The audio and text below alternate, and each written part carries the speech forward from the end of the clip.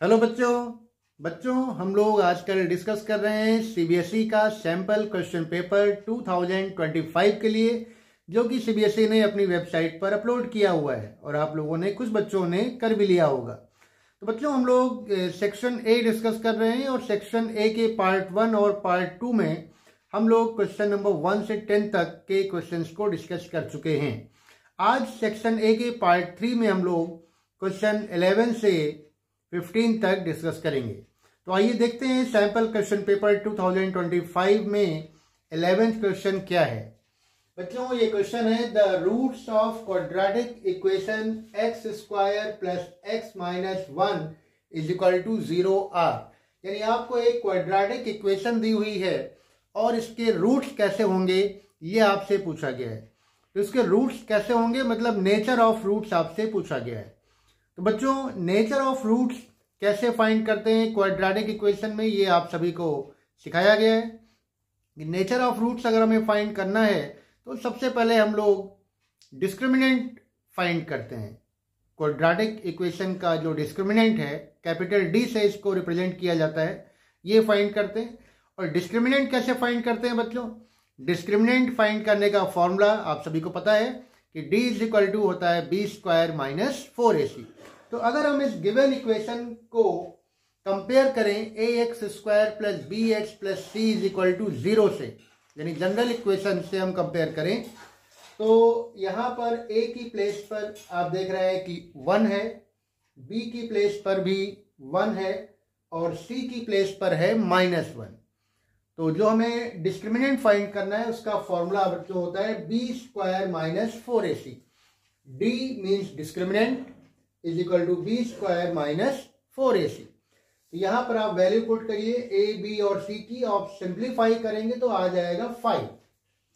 तो 5 जब बच्चों आ गया तो आप जानते हैं कि 5 जो है वो 0 से बड़ा है या 0 से छोटा है या 0 के बराबर है।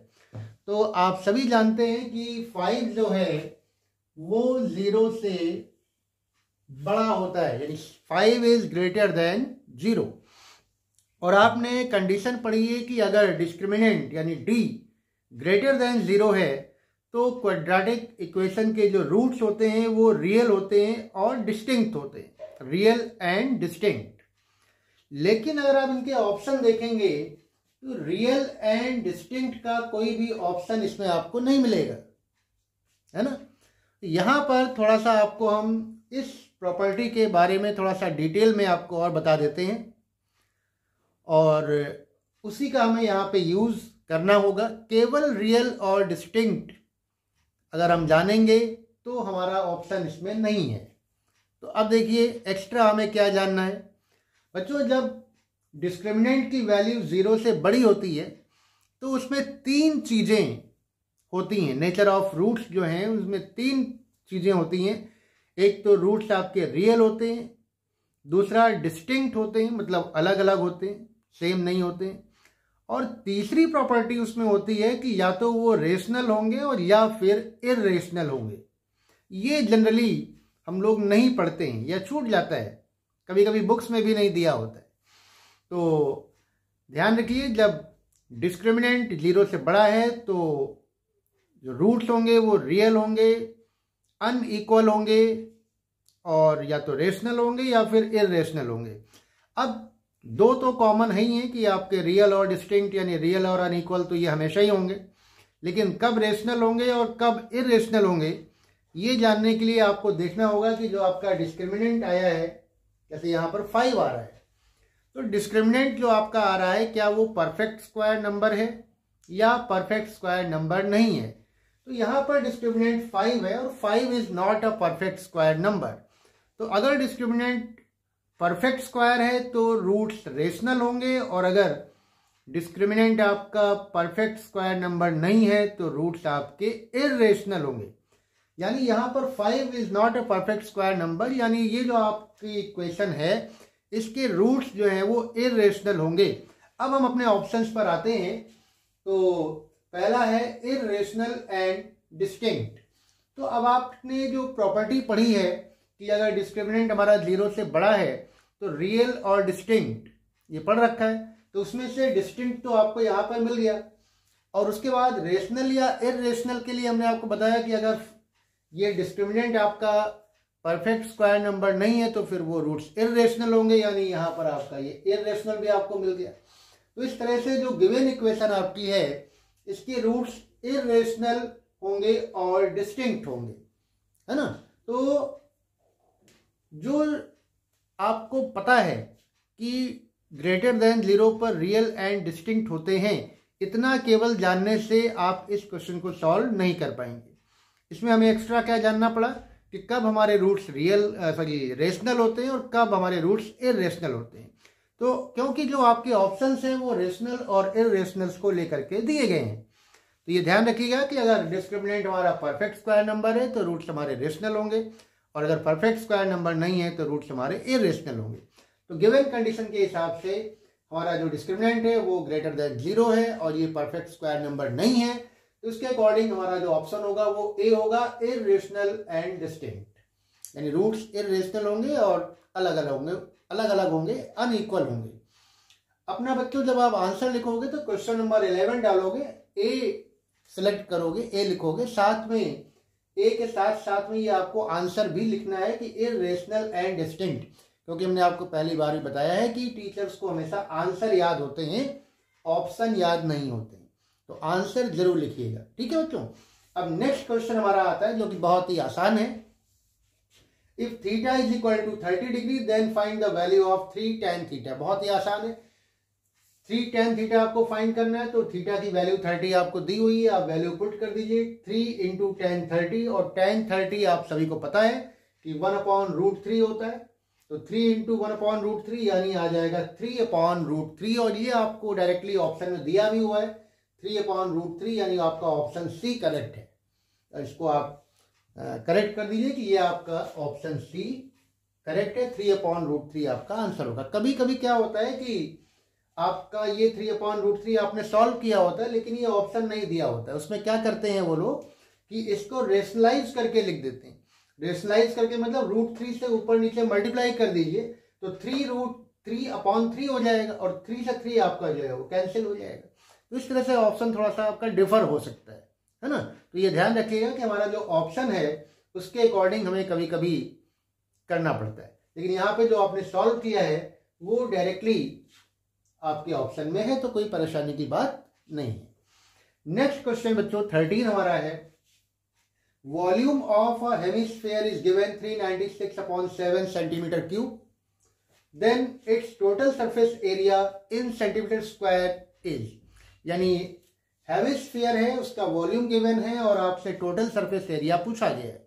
बच्चों ये आपके ऑप्शंस हैं और सॉल्व करना भी बहुत ही आसान है, आसानी से कर सकते हैं। आपको वॉल्यूम गिवन है हेमिस्फीयर का, तो आपको फॉर्मूले सबसे पहले याद होने चाहिए। ये फॉर्मूला बेस्ड क्वेश्चन है, रिमेम्बरेंस बेस्ड क्वेश्चन है, यानी कि फॉर्मूला अगर आपको रिमेंबर है तो आप आसानी से इस क्वेश्चन को कर सकते हैं। तो फॉर्मूले जरूर याद कर लीजिए। तो वॉल्यूम मतलब 2/3 पाई आर क्यूब, हेमिस्फीयर का वॉल्यूम 2/3 पाई आर क्यूब होता है बच्चों, and it is equal to 396/7, ये आपको गिवन है। पाई की वैल्यू पुट करिए और यहाँ से आर की वैल्यू फाइंड करेंगे हम लोग। तो आर क्यूब पहले आएगा 27, देन आर की वैल्यू आ जाएगी 3 सेंटीमीटर। ये आप कैलकुलेट कर लीजिएगा, हमने पूरा कैलकुलेट नहीं किया है, केवल आपको हिंट दी है कि वॉल्यूम आपको गिवन है, वॉल्यूम की हेल्प से आप आर की वैल्यू 3 फाइंड कर लेंगे, 3 सेंटीमीटर। देन आपको फाइंड करना है टोटल सरफेस एरिया। बच्चे यहाँ पे गलती क्या करते हैं कि जल्दबाजी में वो टोटल सरफेस एरिया पे ध्यान नहीं देते हैं, केवल सरफेस एरिया यानी 2πr² यूज करते हैं और आंसर गलत हो जाता है, यानी वो ऑप्शन उनको नहीं मिलता है। तो ध्यान रखिएगा जो हेमिस्फीयर होता है, हेमिस्फीयर का टोटल सरफेस एरिया बच्चों होता है 3πr², मतलब curve surface area plus flat surface area. तो कर्व सरफेस आपका 2πr² है और फ्लैट सरफेस आपका सर्किल है वो πr² है, दोनों को ऐड करेंगे तो total surface area of hemisphere हो जाएगा 3πr²। और r की वैल्यू आप पहले निकाल चुके हैं 3 सेंटीमीटर, तो 3πr² में r की वैल्यू 3 पुट करके सॉल्व कर लीजिए, 594/7 सेंटीमीटर स्क्वायर आ रहा है, और ये आपका ऑप्शन है बी 594/7 सेंटीमीटर स्क्वायर, ये आपका करेक्ट ऑप्शन है। इसको आप सेलेक्ट करेंगे, अपनी कॉपी में लिख देंगे।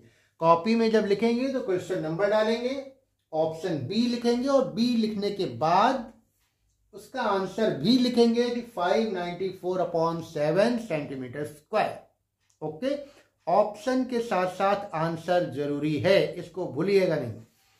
नेक्स्ट क्वेश्चन नंबर 14 बच्चों, बहुत ही आसान प्रोबेबिलिटी का क्वेश्चन है और ये भी रिमेम्बरेंस बेस्ड क्वेश्चन है आपका, फॉर्मूला बेस्ड क्वेश्चन है कि एक बैग है उसमें 24 बॉल्स हैं टोटल और उन 24 बॉल्स में से 4 are blue, 11 are green and the rest are white.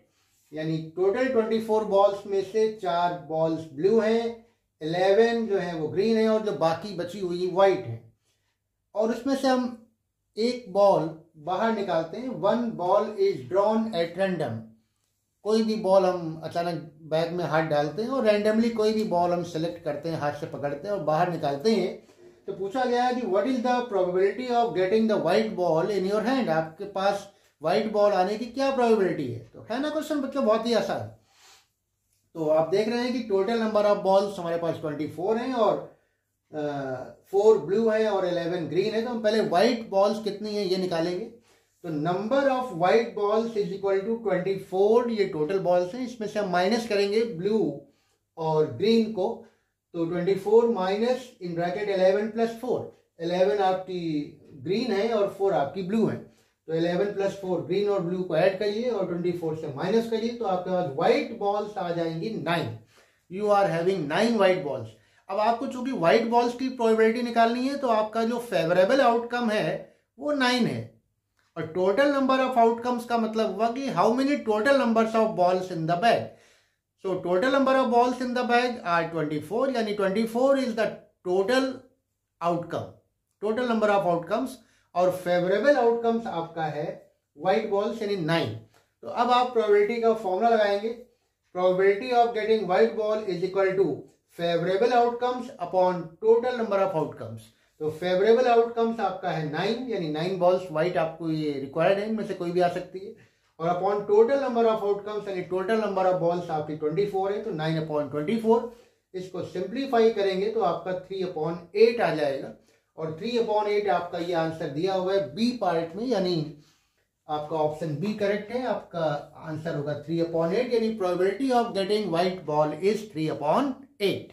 ठीक है बच्चों, और ये बार बार आपसे फिर से मैं कह रहा हूं कि आंसर जरूर लिखिएगा, मतलब 3/8 जरूर लिखिएगा। क्वेश्चन नंबर डालिए 14 ऑप्शन बी एंड फिर उसके बाद 3/8 जरूर लिखना है, क्योंकि टीचर्स को आंसर ही याद होते हैं। आप चाहें तो ऑप्शन मत लिखिए, बी मत लिखिए, लेकिन 3/8 कंपलसरी है। Okay, now next question of today and last question for today is 15।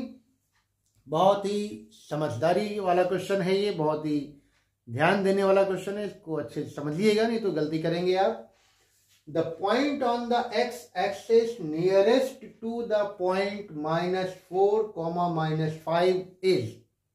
यानी कोई एक पॉइंट आपको दिया हुआ है -4, -5 और आपसे पूछा गया है कि x एक्सिस पर इस पॉइंट के सबसे नजदीक कौन सा पॉइंट होगा। तो समझने वाला क्वेश्चन है। एक रफ डायग्राम आपको कहीं ड्रॉ करना पड़ सकता है, पीछे लास्ट पेज पर या कहीं रफ कॉलम में आप ड्रॉ कर सकते हैं। तो ये हमने आपके लिए ग्राफ देखिए बनाया हुआ है। इसमें थोड़ा सा मुझसे गलती ये हुई है कि हमने एक्सेस जो है वो गलत लिख दी है। ये अभी इसको हम ठीक कर दे रहे हैं। Just wait for 1 minute. तो जो हॉरिजॉन्टल लाइन है बच्चों ये होती है एक्स एक्सिस और जो वर्टिकल लाइन होती है ये होती है वाई एक्सिस।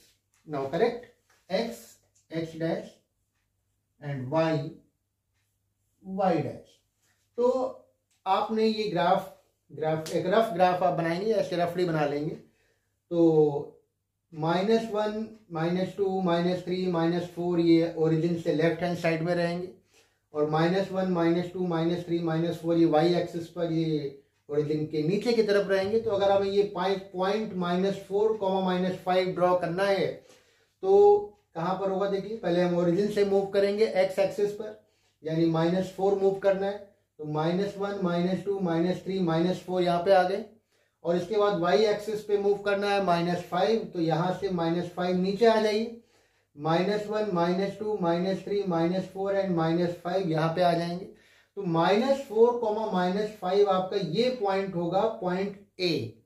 ये आपका कौन सा क्वाड्रेंट है? First quadrant, second quadrant, third quadrant. चूंकि एब्सिसा और ऑर्डिनेट दोनों ही आपके नेगेटिव हैं, तो यानी ये आपका ये थर्ड क्वाड्रेंट में पॉइंट होगा। तो जो पॉइंट आपको दिया हुआ है ये पॉइंट आपका थर्ड क्वाड्रेंट में यहां पर है। अब आपको पॉइंट फाइंड करना है ऑन द एक्स एक्सिस, यानी एक्स एक्सिस पर कौन सा पॉइंट है ये हमें फाइंड करना है जो कि इस ए के सबसे नजदीक हो। तो बच्चों नियरेस्ट डिस्टेंस का मतलब आपको बताया गया होगा, लेकिन फिर से एक बार समझ लीजिए कि अगर जब कभी भी हमें नियरेस्ट डिस्टेंस पूछी जाती है तो नियरेस्ट डिस्टेंस का मतलब होता है perpendicular distance. Perpendicular distance is the shortest and nearest distance, always ध्यान रखिएगा इसको। तो नियरेस्ट डिस्टेंस का मतलब हुआ कि पॉइंट ए से हम एक्स एक्सिस पर एक परपेंडिकुलर ड्रॉ कर देंगे। We will draw a perpendicular from point A to X axis, और एक्स एक्सिस को जहां पर ये परपेंडिकुलर मीट करेगा that will be the required point. तो ए से हमने परपेंडिकुलर ड्रॉ किया एक्स एक्सिस की तरफ, और ये यहाँ पे पी पॉइंट पर मीट कर रहा है। और अब हम पी पॉइंट के कोऑर्डिनेट रीड कर लेंगे। तो -1, -2, -3, -4, एब्सिसा आपका -4 है, और ऑर्डिनेट एक्स एक्सिस पर हमेशा 0 होता है, ये आपको पता ही है। तो P पॉइंट के कोऑर्डिनेट हो जाएंगे -4, 0, यानी P पॉइंट यानी -4, 0 is the nearest point from the given point -4, -5। अब देखिए -4, 0 कहां पे दिया हुआ है? ये बी ऑप्शन आपका करेक्ट है, -4, 0 this is the correct option. ये आप सेलेक्ट करिए, अपनी कॉपी में क्वेश्चन नंबर डालेंगे। क्वेश्चन नंबर डालने के बाद ऑप्शन बी लिखेंगे, ऑप्शन बी लिखने के बाद आंसर जरूर लिखेंगे -4, 0। तो बच्चों एमसीक्यूज में ऑलवेज दो बातें ध्यान रखिए कि एक तो आपको आंसर जरूर लिखना है, और दूसरा इसमें सॉल्व करके दिखाने की जरूरत नहीं होती है। आप सॉल्यूशन कहीं रफ पेज पर कर सकते हैं, उसको फेयर में दिखाने की जरूरत नहीं है। तो बच्चों आज हम लोगों ने 11 से 15 तक के क्वेश्चंस डिस्कस कर लिए। नेक्स्ट क्लास में सेक्शन ए के 4th पार्ट में हम लोग कोशिश करेंगे कि 16 से 20 तक के सभी क्वेश्चन कवर हो जाएं, और इस तरह से सेक्शन ए हमारा कंप्लीट हो जाएगा। तो हमारे साथ आप बने रहिए, क्लासेज हमारी अटेंड करते रहिए, और आपको क्लासेस कैसी लग रही हैं अपने ओपिनियन, अपने व्यूज़ कमेंट बॉक्स में हमें बताते रहिए, ठीक है। तो नेक्स्ट क्लास में बहुत जल्दी हम लोग मिलेंगे लास्ट के 5 क्वेश्चंस लेकर के सेक्शन ए के। तब तक आप अपनी प्रैक्टिस करते रहिए, फॉर्मूले याद करते रहिए। आज की क्लास में बस इतना ही। Thank you and have a nice day.